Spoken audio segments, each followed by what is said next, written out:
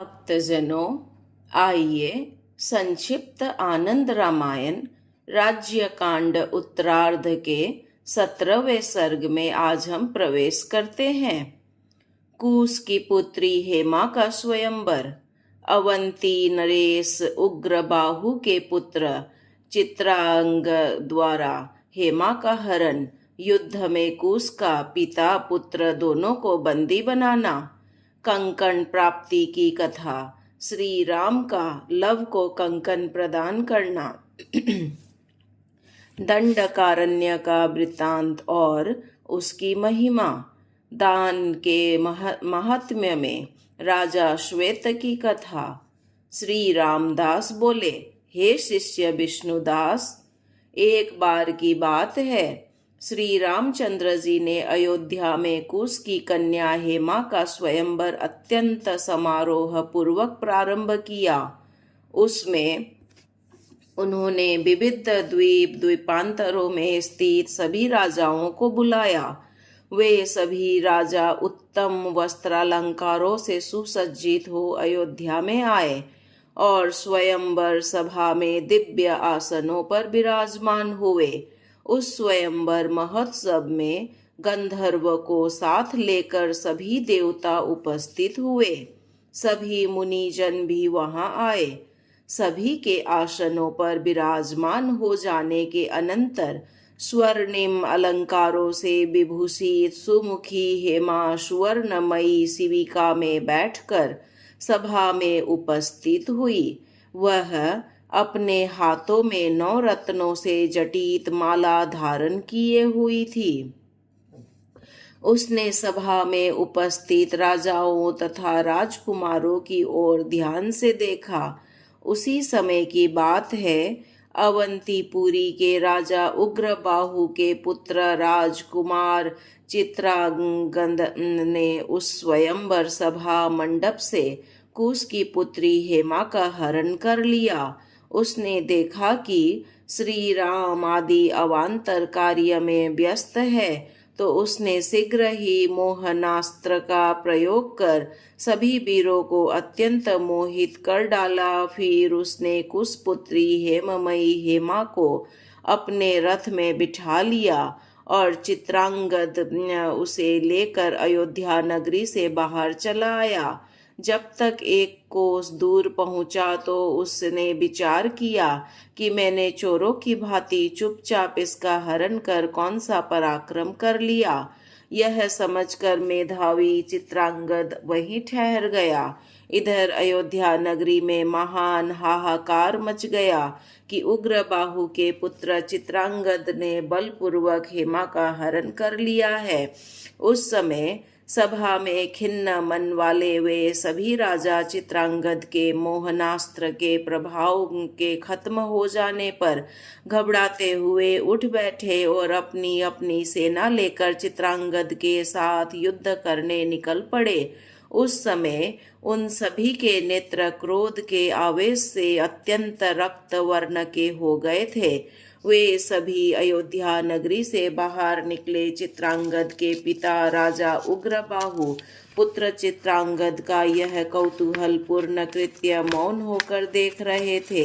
इसी समय वे सभी श्रेष्ठ राजा वहां आ पहुंचे और उन्होंने उग्रबाहु पुत्र चित्रांगद के रथ को चारों ओर से घेर कर उस पर बाणों की वर्षा प्रारंभ कर दी।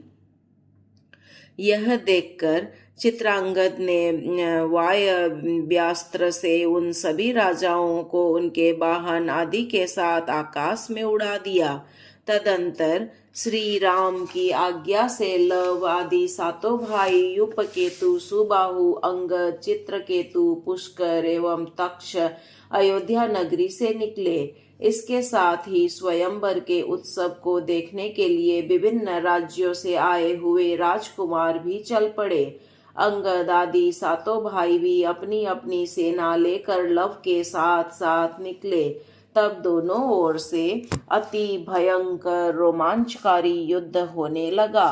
वे रघुवंशी बालक चित्रांगद पर विविध प्रकार के शस्त्रों की वर्षा करने लगे, किंतु चित्रांगद ने अपने बाणों के प्रहार से उन सभी शस्त्रों को काट डाला। फिर अपने बाणों से चित्रांगद ने शत्रुघ्न पुत्र युपकेतु को रथ से गिरा डाला। इसी प्रकार उसने शत्रुघ्न के दूसरे पुत्र भरत के पुत्र पुष्कर तथा तक्ष और लक्ष्मण के बलवान पुत्र अंगद एवं चित्रकेतु को भी उनके उनके रथों से गिरा डाला। उस प्रकार का रण कौशल एवं पराक्रम देखकर और उसी तपस्या के फल का प्रभाव समझकर श्री राम पुत्र लव ने उसके उत्तम धनुष को बाणों के प्रहार से काट डाला और शीघ्र ही उग्र बाहु पुत्र चित्रांगद को व्याकुल कर डाला। लव के इस रण कौशल को देखकर स्वयं उग्र बाहु लव से युद्ध करने वेग से दौड़ पड़ा, किंतु लव ने क्षण भर में उसे रथ से विहीन कर डाला। तब वीर उग्रबाहु एक दूसरे रथ पर सवार हो गया और उसने सुतीक्ष्ण बाणों की बौछार से लव को मूर्छित कर दिया। लव को मूर्छित हुआ देखकर उनकी सेना में महान हाहाकार होने लगा। तदंतर कुश स्वयं ही राजा उग्रबाहु से युद्ध करने सामने आ डटे। कुश को रणभूमि में आया देखकर लक्ष्मण पुत्र अंगद आदि सभी वीर पुनः रथ पर आरूढ़ हुए और उग्रबाहु से युद्ध करने लगे, किंतु उग्रबाहु ने थोड़ी ही समय में उन सभी अंगद आदि रथों को काट डाला और उन्हें रथ विहीन बना दिया। तब कुश ने अपने बाण समूहों से क्षण भर में ही राजा उग्रबाहु को रथ से गिरा डाला और उसके धनुष को काट दिया। और यह देखकर उग्रबाहु अत्यंत उद्विग्न हो उठा और आश्चर्यचकित हो गया। तदंतर कुश ने शीघ्र ही उन पिता पुत्र उग्रबाहु और चित्रांगद को बांध लिया और आनंदित होकर दुंदुभि का जय घोष किया। फिर कुश उग्रबाहु को पुत्र सहित श्री राम के पास ले आए, किंतु राम ने उन्हें अपना मित्र और संबंधी जानकर बंधन से मुक्त कर दिया। तदंतर श्री राम ने कुंभ योनि अगस्त्य जी के समक्ष ही उन्हीं के द्वारा प्राप्त कंकण को युद्ध में विजय प्राप्त किए हुए कुश को अत्यंत प्रेम पूर्वक प्रदान किया। उस श्रेष्ठ कंकण को धारण करके कुश अत्यंत सुशोभित हुए। तदंतर कुश ने मुनि अगस्त्य जी को प्रणाम किया और कहा, हे मुने, आपको यह कंकण कहाँ से प्राप्त हुआ, बताने की कृपा करे। तब कुश के इन वचनों को सुनकर मुनि ने बड़े ही प्रसन्नता पूर्वक बताना प्रारंभ किया। हे वत्स कुश, प्राचीन काल की बात है। देवराज इंद्र बहुत से शत्रु समुद्र के भीतर अपना निवास बनाकर रहते थे। तब इंद्र के द्वारा प्रार्थना किए जाने पर मैंने सारे समुद्र को अपने चुल्लू में भरकर लीला पूर्वक पी लिया। तदंतर दो द्वीपों की मध्यवर्ती सीमा को नष्ट हुआ देखकर पुनः इंद्र के द्वारा प्रार्थना किए जाने पर उस पिए हुए समुद्र जल का मैंने जीवों सहित उत्सर्ग कर दिया। हे कुश, तब प्रसन्न हुए समुद्र ने इस श्रेष्ठ कंकण को मुझे अर्पित किया। यह नाना प्रकार के रत्नों से जटित तथा सूर्य के समान तेज से प्रकाशित है। फिर मैंने इस रत्न जटित कंकण को श्री राम को अर्पित कर दिया और उन्होंने इसे तुम्हें प्रदान किया है। मुनि अगस्त्य जी के इन वचनों को सुनकर कुश ने पुनः उनसे कहा, हे मुने, इस समय आप भाई लव के जीवित होने का कोई उपाय बतलाइए। कुश की प्रार्थना सुनकर मुनि बोले, पूर्व समय में जब जनकपुर में मार्ग में राजाओं के बाणों द्वारा घायल किए गए भरत मूर्छित होकर भूमि पर गिर पड़े थे, उस समय जिस प्रकार सुमित्रा पुत्र लक्ष्मण महर्षि मुद्गल जी के आश्रम से जीवन दायिनी लताओं को ले आए थे, वैसे ही शीघ्र ही तुम स्वयं उन मुनि के आश्रम से उन औषध लताओं को लाकर लव को जीवित करो। अथवा तुम श्री हनुमान जी को उन मुनि के आश्रम में भेजो। इस प्रकार अगस्त्य मुनि कुछ से कह ही रहे थे कि वह सब सुनकर मारुति नंदन श्री हनुमान जी वहां से वेग से चल पड़े और क्षण भर में ही वे तपोनिधि महर्षि मुद्गल जी के आश्रम में उन मृत संजीवनी लताओं को ले आए और उन्हीं औषधियों से कुश ने सेना सहित भाई लव को जीवित कर दिया। विष्णुदास बोले, हे गुरु, उन मुनि मुद्गल जी के आश्रम पर वे मृत संजीवनी लताएं कहाँ से आकर उग गई? फिर जब वे औषधियां इतनी समीप में थी तो पूर्व समय में जब युद्ध में मेघनाद द्वारा लक्ष्मण मूर्छित कर दिए गए थे, तब जामवान जी ने यह सब भुलाकर क्यों हनुमान जी को संजीवनी लता लाने के लिए उतनी दूर द्रोणाचल पर्वत पर भेजा था? हे मुनीश्वर, आप मेरे इस संशय को दूर करने की कृपा करें। श्री रामदास बोले, पूर्व काल की बात है, जब पक्षीराज गरुड़ अपनी माता बिनता को कद्रु की दासता से मुक्त कराने के लिए अपनी चोंच में अमृत भरा कलश लेकर स्वर्ग से आ रहे थे, उस समय गरुड़ के वेग पूर्वक चलने के कारण हिल उठे अमृत कलश से कुछ बूंदे महर्षि मुद्गल जी के आश्रम के समीप गिर पड़ी। हे द्विजोत्तम, इसी कारण और महर्षि की तपस्या के प्रभाव से वहां पर अमृत वल्लरिया उगाई, किंतु जामवान उन शुभ अमृत लताओं के विषय में जानते न थे। इसी कारण उन्होंने श्री हनुमान जी को अमृत संजीवनी लाने के लिए द्रोणाचल पर्वत पर भेजा था। हे शिष्य विष्णुदास, इस प्रकार जैसे तुमने मुझसे पूछा था वह सब मैंने तुम्हें बता दिया। अब तुम पहले वाली शुभ कथा के विषय में आगे सुनो।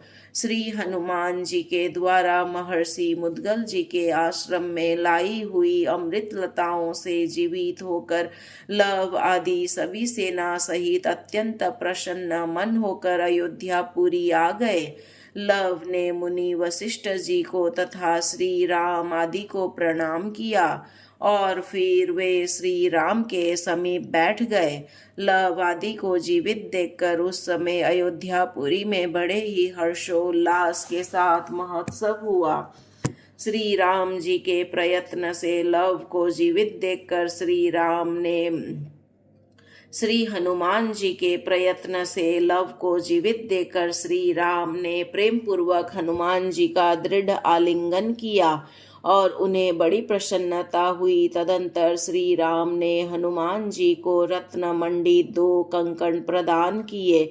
उन्हें अपने हाथों में धारण करके हनुमान जी और भी अधिक सुशोभित हो गए। साथ ही श्री राम जी ने लव को भी एक उत्तम कंकण प्रदान किया। वह कंकण भी रत्नों से जटित था और पूर्व समय में मुनि अगस्त्य जी ने श्री राम को उसे प्रदान किया था। उस उत्तम कंकण को धारण करने से लव अत्यंत सुशोभित हुए।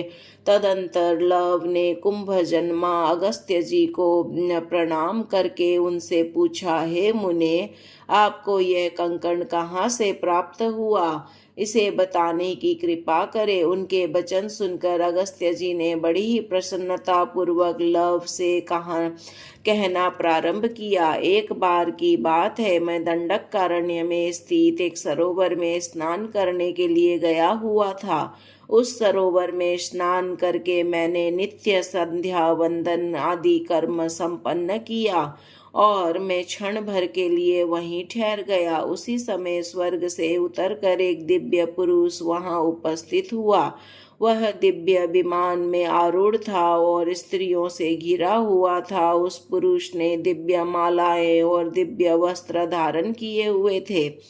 उसके शरीर में भी सुगंधित दिव्य गंधों का अनुलेप लगा हुआ था। ज्यों ही वह दिव्य पुरुष स्वर्ग से वहां पहुंचा, उसी समय उस सरोवर से एक शव बाहर निकला जो देखने में अति भयानक था और उससे दुर्गंध निकल रही थी। वह शव उस सरोवर के तट पर आ गया। तदंतर वह स्वर्ग से आया दिव्य पुरुष विमान से उतरा और उस शव के पास गया। उसने उस शव के मांस को काटा और बड़े प्रेम से वह उसका भक्षण करने लगा। तदंतर उस दिव्य पुरुष ने उस सरोवर का जल पिया और वह अपने विमान पर आरूढ़ हो गया। वह सब भी उस सरोवर में पुनः डूब गया। उस समय स्वर्ग जाने के लिए उद्धत उस दिव्य पुरुष को देखकर मैं अत्यंत विस्मय में पड़ गया। तब मैंने मीठी वाणी में कहा, हे दिव्य रूप धारण करने वाले पुरुष, आप क्षण भर के लिए रुक जाएं और मेरे प्रश्नों का उत्तर दें। आपको देखकर मुझे बड़ा कौतूहल हो रहा है। आप तो स्वर्ग में निवास करने वाले हैं, फिर आप सब का भोजन क्यों करते हैं? मेरे वचनों को सुनकर वह दिव्य पुरुष मुझसे कहने लगा, हे ब्राह्मण, आपने बहुत अच्छी बात पूछी है। सुनिए, मैं सब बताता हूँ। प्राचीन काल की बात है। विदर्भ देश का एक राजा था जिसका नाम सुदेव था। उसके 2 पुत्र थे, श्वेत और सूरत। पिता के अनंतर मैं श्वेत विदर्भ देश का राजा हुआ। उस जन्म में मैंने कुछ भी दान नहीं दिया। मैं राज्य के मद में उन्मत्त रहकर सदैव पाप कर्मों में लिप्त रहता था। मेरे कोई संतान नहीं थी, अतः मैंने अपने छोटे भाई सूरत को राजगद्दी सौंप दी। वृद्धावस्था आ जाने पर मैं वन में चला गया और कठोर तपस्या करने लगा। एक बार मैं एक सरोवर में स्नान करने गया और उसी में डूब गया। मेरी मृत्यु हो गई, किंतु अपनी तपस्या के प्रभाव से मुझे स्वर्ग की प्राप्ति हुई। वहां स्वर्ग में सभी संपदाएं मुझे प्राप्त थी, किंतु भोजन की कोई भी सामग्री मुझे उपलब्ध नहीं थी। यह देखकर मैंने देवराज इंद्र से पूछा, हे देव, यदि यहाँ मुझे अत्यंत दुर्लभ भोग प्राप्त है, फिर क्यों मुझे भोजन के लिए कुछ भी प्राप्त नहीं है? यहाँ मैं कैसे सुखी रह सकता हूँ? मेरे इन वचनों को सुनकर इंद्र मुस्कुराकर मुझसे बोले, हे राजन, तुमने राज्य के मद में उन्मत्त होकर राजा होने पर भी पृथ्वी लोक में कुछ भी दान नहीं किया। बिना दिए कुछ भी प्राप्त नहीं होता। अतः तुम प्रतिदिन विमान से उस सरोवर के पास जाओ और वहां सरोवर में विद्यमान तथा मिष्टानों द्वारा परिपुष्ट किए गए अपने शव का भक्षण करो। वह सब चिरकाल तक वैसा ही बना रहेगा, नष्ट नहीं होगा। देवराज इंद्र के इन वचनों को सुनकर मैंने उनसे पुनः पूछा, मैं दिव्य अन्न कैसे प्राप्त करूंगा?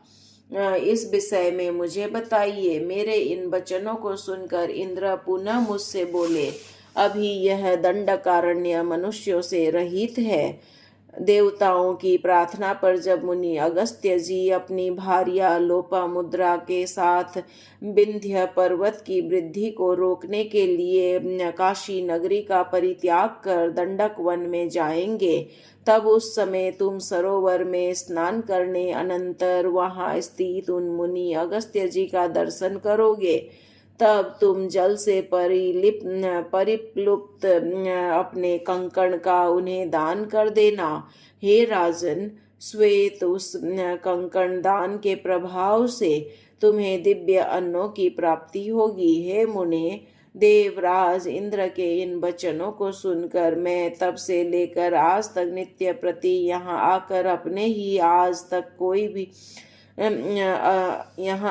अपने ही शव का भक्षण किया करता हूँ। इतने दिन हो गए, किंतु आज तक कोई भी मनुष्य मुझे यहाँ दिखाई नहीं दिया। आज मुझे आपका दर्शन हुआ है, अतः मुझे यह निश्चित ही विश्वास है कि आप ही कुंभ योनि मुनि अगस्त्य जी हैं। आज आपने मेरा उद्धार कर दिया है। मेरे इस कंकण के दान को आप स्वीकार करने की कृपा करें। अगस्त्य जी बोले, हे लव, उस स्वर्ग लोक से आए पुरुष ने इस प्रकार से मुझसे कहने के अनंतर अपना कंकण उतार कर मुझे प्रदान किया और वह अत्यंत प्रसन्न होकर स्वर्ग लोक को चला गया। तब से वह शव सरोवर के जल से कभी बाहर नहीं आया और वह दिव्य पुरुष स्वर्गलोक में दिव्य अन्न आदि को प्राप्त कर सुखपूर्वक रहने लगा। इस प्रकार से दंडक वन में मुझे जो कंकण प्राप्त हुआ उसे मैंने श्री राम को समर्पित कर दिया और उन्होंने भी उसे तुम्हें प्रदान कर दिया।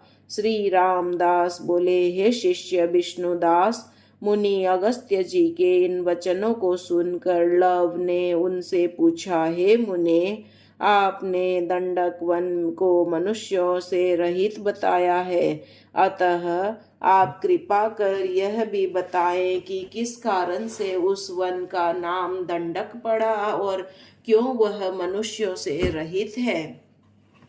अगस्त्य जी बोले, विंध्य पर्वत के दक्षिण में इक्ष्वाकुवंश में उत्पन्न एक राजा राज्य करता था। उसका नाम दंडक था। वह सदा पाप कर्मों में निरत रहा करता था। एक बार की बात है, वह अपनी सेना को लेकर आखेट के लिए वन में गया।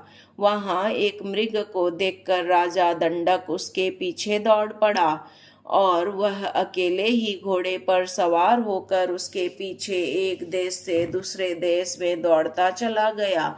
आगे जाने पर वह मृग अदृश्य हो गया। राजा प्यास से अत्यंत व्याकुल हो गया, अतः जल पीने की इच्छा से वह एक सरोवर के समीप गया।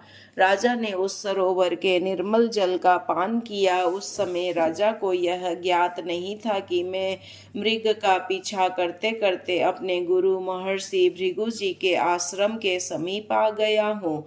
आश्रम में पहुँचने पर राजा ने वहाँ एक सुंदर कन्या को देखा जो अकेली थी। वह महर्षि भृगु की कुमारी कन्या थी। उस समय महर्षि भृगु आश्रम से बाहर गए हुए थे। राजा ने कन्या के समक्ष विवाह का प्रस्ताव रखा, किंतु कन्या ने कहा, मैं अपने पिता के अधीन हूँ, अतः आप अपने गुरु महर्षि भृगु की स्वीकृति लेने पर ही मुझे प्राप्त कर सकते हैं। इस पर राजा ने उस कन्या से दुर्व्यवहार किया और अपनी नगरी में चला आया। पिता भृगु के आने पर कन्या ने सारा वृत्तांत पिता को बता दिया। राजा के इस प्रकार के आचरण को देखकर मुनि अत्यंत क्रुद्ध हो गए। उनकी आंखें लाल हो उठी। वे हाथ में जल लेकर अपनी पुत्री को सांत्वना देते हुए बोल उठे, राजा दंड के साथ ही दंडक का 100 योजन पर्यंत राज्य मेरे शाप से आज चारों ओर से जलकर भस्म एवं जलहीन हो जाए। इस प्रकार कठोर शाप सुनकर बालिका ने अपने पिता महर्षि भृगु से विनय पूर्वक प्रार्थना करते हुए कहा, हे तात, आप इस शाप की सीमा भी नियत कर दीजिए। तब भृगु अपनी पुत्री से बोले, जब महर्षि अगस्त्य जी काशीपुरी का परित्याग कर इस देश में आएंगे तो यह देश जल युक्त हो जाएगा। तभी से अनेक मुनीश्वर यहाँ निवास करने लगेंगे। राज दंडक को शाप प्राप्त होने के कारण इस देश की ऐसी दशा हुई है। अतः इस देश को लोग दंडकारण्य नाम से पुकारेंगे। आगे चलकर श्री राम का जब यहाँ पवित्र आगमन होगा तब इस दंडक वन में अनेक पुण्य क्षेत्र हो जाएंगे। चूंकि भगवान श्री राम की कृपा से ये पुण्य क्षेत्र बनेंगे, अतः इस दंडकारण्य को लोग राम क्षेत्र भी कहेंगे। महर्षि अगस्त्य तथा भगवान श्री राम जी की कृपा से यह देश पहले के समान ही हो जाएगा।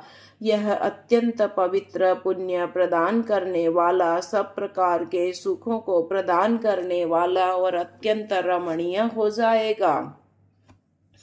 बालिका से इस प्रकार कहकर महर्षि भृगु ने अपनी पुत्री को एक मुनि को विधि पूर्वक सौंप दिया और मुनियों के साथ वे स्वयं तपस्या करने हिमालय की ओर चले गए। महर्षि भृगु के शाप रूपी दंड से 100 योजन विस्तार वाला वह श्रेष्ठ राज्य क्षेत्र चारों ओर से जलकर भस्म हो गया।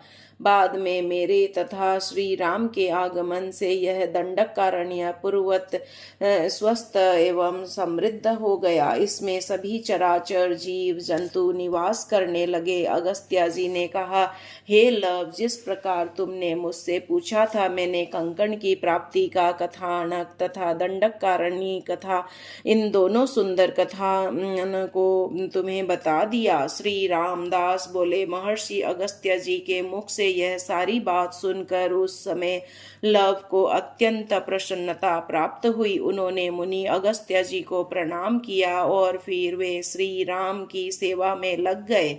तदंतर श्री राम ने अत्यंत महोत्सव पूर्वक कुश की पुत्री हेमा का विवाह अत्यंत मांगलिक कर्मों के साथ संपन्न करते हुए उसे कुमार चित्रांगद को प्रदान कर दिया। श्री राम ने विवाह में उपहार स्वरूप बहुत से हाथी, घोड़े को रथ, साथ अपार संपत्ति प्रदान की। उस समय प्रभु श्री राम के भवन में अयोध्या नगरी में महान महोत्सव हुआ। तदंतर प्रभु श्री राम ने राजा उग्रबाहु को विदा किया।